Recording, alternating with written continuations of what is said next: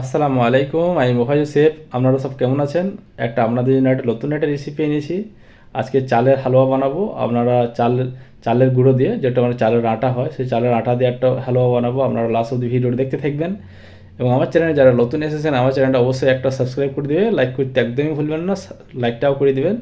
চলুন তাহলে শুরু করে আজকে চালের হালুয়া কীভাবে বানাইতে হয়, চালের আটা হালুয়া। প্রথম ফার্স্টে গ্যাসটা ধরিয়ে নিয়েছি। গ্যাস ধরানোর পরে একটা কড়াই চাপিয়ে দিয়েছি গরম হওয়ার জন্য। আর এখানে চালের আটা আছে, দেখেন চালের আটা একদম সাদা, একদম চালের আটা। তো এটা 250 গ্রামের মতন আছে। তো আটাটা কড়াইয়ের মধ্যে দিয়ে দিলাম। তো এটার মধ্যে দিয়ে দেবো 2টো তেজপাতা।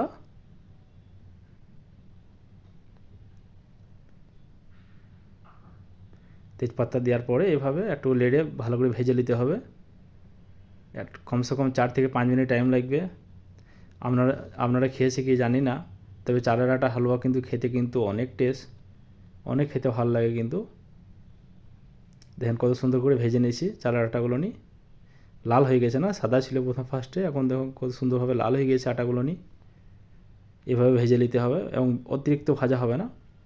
তো ভাজা হয়ে গেছে, একটা প্লেটের মধ্যে তুলে নিয়েছি। দেখেন কত সুন্দরভাবে ভাজা হয়ে গেছে। আবার আমি কড়াই চাপিয়ে দেবো। গ্যাসে কড়াই চাপিয়ে দিয়েছি। এবার পানি দিয়ে দেবো। পানিটা পরিমাণের মতন দেবো, যতটুকু হালুয়া বানাবো ওই হিসাবে পানিটা দিতে হবে। তো এখানে 200 গ্রামের মতন আটা নিয়েছি, ওই হিসাব করে পানিটা দিচ্ছি। দিয়ে পানিটা একটু গরম হতে দেবো। চিনিটাও মিষ্টি অনুযায়ী চিনিটা নিতে হবে। দেখেন চিনি এভাবে আমি নিচ্ছি, যতটুকু যেভাবে মিষ্টি সবাই খায় না, কেউ কেউ অল্প মিষ্টি খায়, কেউ কেউ অনেক অতিরিক্ত মিষ্টি খায়। তো চিনিটা আমি অল্প হিসাব করে দিয়েছি। 3-4টে এলাচি নিয়েছি, এলাচিগুলো ভেঙে নিয়েছি, পানির মধ্যে দিয়ে দিলাম। যে তেজপাতা আটার মধ্যে ভেজেছিলাম, সেই তেজপাতা দুটো দিয়ে দিলাম পানির মধ্যে। দেওয়ার পরে এভাবে লেড়ে নিয়েছি একটুকু। নারকেল কুচি কুচি করে রেখেছিলাম, সেই নারকেল দিয়ে দেবো। দেখেন এইভাবে নারকেল কুচি কুচি করে নিয়েছিলাম। কিছু বাদাম দিয়ে দেবো এইটার মধ্যে। যে ড্রাই ফ্রুট এটার মধ্যে অ্যাড করলে কিন্তু খেতে কিন্তু অনেক মজা লাগবে। তো সবগুলো দেওয়ার পর এভাবে লেড়ে দিয়েছি। আপনি এটা চাইলে এটার মধ্যে অ্যাড করতে পারেন কিশমিশ, অ্যাড করতে পারেন কাজু বাদাম, অ্যাড করতে পারেন আখরোট, অ্যাড করতে পারেন।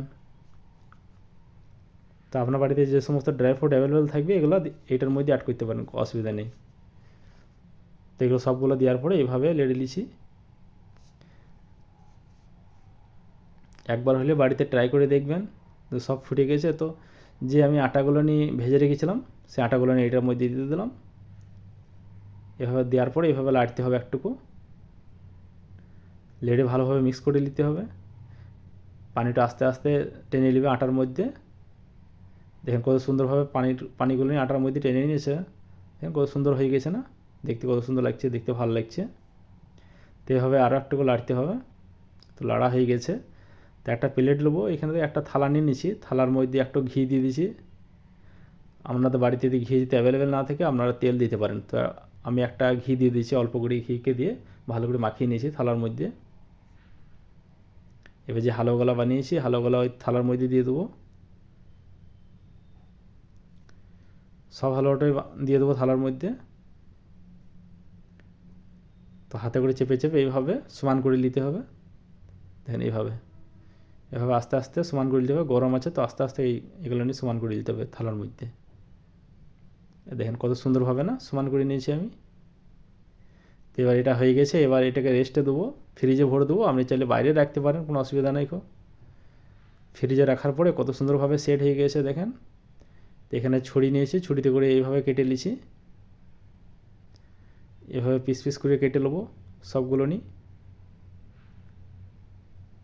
এবং এই চাল বাদাম এবং নারকেলের যে হালুয়াটা আছে, হালুয়াটা এত সুন্দর খেতে, খুব সুন্দর টেস্ট এইটা। তো আপনি একবার ট্রাই করে দেখবেন বাড়িতে। আমার রেসিপিটা যদি ভালো লেগে থাকে তো অবশ্যই আমাকে কমেন্ট করে জানাবেন।